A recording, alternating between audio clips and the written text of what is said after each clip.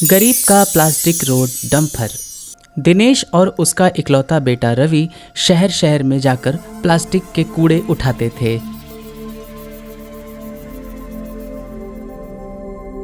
उसकी पत्नी रूपा घर का कामकाज देखती थी। दिनेश का पूरा परिवार बहुत गरीबी में अपनी जिंदगी बिता रहा था। दिनेश और रवि दिन भर नदियों में, गार्डन में और रोडों पर प्लास्टिक उठाते और उन्हें इकट्ठा करके मनोज नाम के व्यापारी को बेच देते थे। जो भी पैसे उन्हें मिलते थे उसी से वो अपनी रोजी रोटी चलाते थे।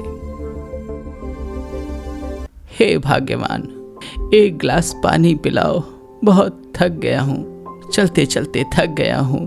तुम्हारा लाडला बेटा रवि कहाँ है? अभी तक कूड़े लेकर नहीं आया क्या?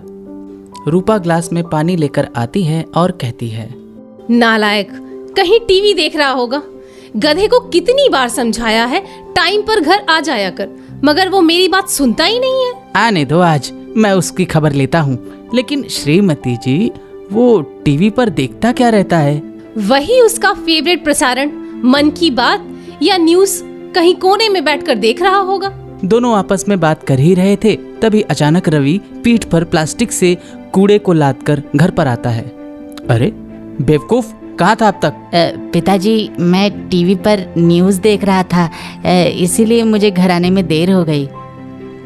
तुझे ये सब देखकर मिलता क्या है बेटा? तू अपने धंधे पर ठीक से ध्यान दे, जिससे हम लोगों का घर का खर्चा चलता रहे। पिताजी, मैं टीवी पर इसलिए ये सब देखता रहता हूँ क्योंकि हमारे भारत देश में क्या चल रहा है, हमारे देश में कौन कौन नई मशीनें विदेश से आ रही हैं, सरकार हम गरीबों के लिए कौन कौन सी स्कीम ला रही है जिससे हम लोग उसका फ़ायदा उठा सके। माँ, अब जल्दी से खाना लगा दो, मुझे बहुत तेज भूख लगी है। आज कौन सी नई डिश बनाई हो माँ? आज मैं तुम लोगों के लिए बहुत ही स्पेशल डिश बनाई हूँ जो तुम लोगों ने अभी तक खाया ही नहीं होगा। अरे भाग्यवान, क्या बनाया है? जल्दी लाओ। नई डिश का नाम सुनकर मेरे मुंह में तो पानी आ रहा है। दिनेश और रवि पैर हाथ धुलकर जमीन पर बैठ जाते हैं। रूपा किचन में जाती है और प्लेट से सूखी रोटी, नमक और प्याज लाकर दे देती है।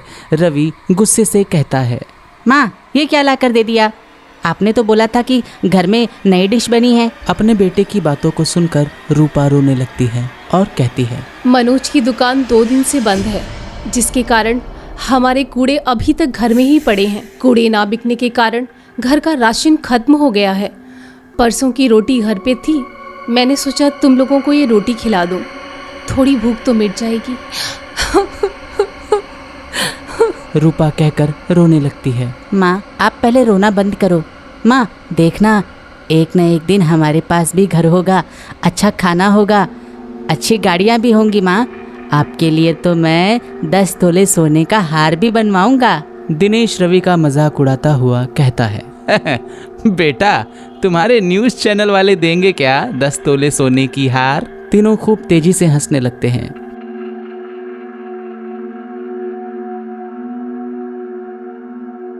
एक दिन रवि टीवी देख ही रहा था, तभी अचानक न्यूज़ पर एक एंकर प्लास्टिक से रोड बनाने वाली मशीन के बारे में बताता है। रवि यह सुनकर बहुत खुश होता है, मगर कुछ ही समय बाद रवि दुखी भी हो जाता है जब उसको ये पता चलता है कि प्लास्टिक रोड बनाने वाली ये मशीन बहुत ही ज़्यादा महंगी है, तकरीबन 2 लाख रुपए की। रवि घर पर जाता है और अपने पिता को प्लास्टिक से रोड बनाने वाली मशीन के बारे में बताता है। अपने बेटे की बातों को सुनकर दिनेश हंसने लगता है। अच्छा मजाक कर लेते हो बेटा, भला कहीं प्लास्टिक से रोड भी बनती है क्या? कुछ खाना पीना नहीं खाए हो का जो आज पगला गए हो? पिताजी, मैं सच बोल रहा हूँ, आपको ये मजाक लग रहा है क्या? रवि अपने पिता को मशीन के बारे में समझाता है। बेटा, हम वो मशीन खरीद कर करेंगे क्या? हमारे किस काम आएगी वो मशीन है? पिताजी, हम वो मशीन खरीदकर गांव-गांव में जाकर सस्ते दामों पर अच्छे और मजबूत रोड बना सकते हैं। अगर हम हमारे रोडों को अच्छे से बनाने लगेंगे तो हमें सरकार गांव-गांव में रोड बनाने का कॉन्ट्रैक्ट दे देगी और हमें खूब पैसे मिलेंगे। बेटा, तुम्हारे मुंह में घी शक्कर। अरे भाग्यवान, हमारे पास इतने पैसे आएंगे कहाँ से जो तुम इतनी खुश हो रही हो? हाँ? पिताजी, हम अपना घर गिरवी रखकर सरकार से लोन ले लेंगे। सरकार हम गरीबों को 0% ब्याज पर लोन दे रही है। इसका अवसर हम लोगों को जरूर उठाना चाहिए पिताजी। ये ठीक रहेगा। दिनेश अपना घर गिरवी रखकर बैंक में से 2 लाख का लोन ले लेता है और प्लास्टिक से रोड बनाने वाली मशीन को खरीदने के लिए शोरूम में जाता है और 2 लाख रुपए शोरूम के मैनेजर को देता है। अगले ही दिन शोरूम का मैनेजर श्यामू एक बड़ी सी गाड़ी में प्लास्टिक रोड डंपर लाकर रवि के घर पर खड़ा कर देता है। लीजिए सर, आपकी अमानत, अब मुझे आज्ञा दीजिए। अरे साहब, ये रोड डंपर प्लास्टिक कूड़े से रोड कैसे बनाएगी, ये तो आपने बताया ही नहीं। अरे ये तो बहुत आसान है दिनेश जी। आप प्लास्टिक कूड़े को डंपर टाली के पिछले हिस्से में डाल देना, ठीक। फिर आप जो येलो बटन देख रहे हो, इसको प्रेस कर दीजिएगा।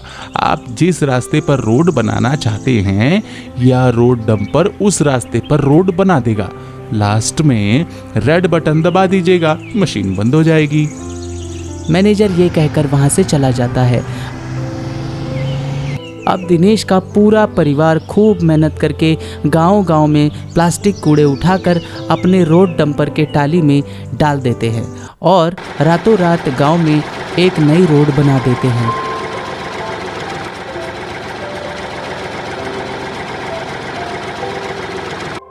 जब सुबह होती है, गांव में नया रोड देखकर वहां के लोग आश्चर्यचकित हो जाते हैं।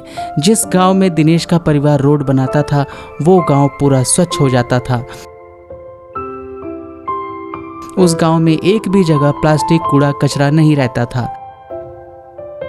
जब ये बात लोगों को पता चलती है कि ये रोड किसी राजनेता ने नहीं बल्कि कूड़े उठाने वाले दिनेश के परिवार ने बनाया है, पूरे गांव के लोग दिनेश के परिवार को सम्मानित करते हैं और उन्हें आर्थिक रूप से भी मदद देते हैं।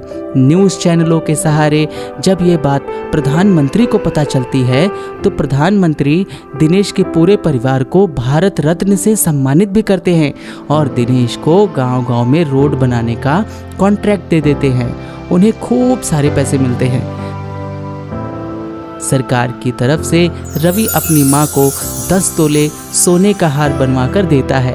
हार पाकर उसकी माँ बहुत खुश होती है। दिनेश का पूरा परिवार अब खुशहाल भरी जिंदगी जीने लगा था। Like, share and subscribe Kapu TV.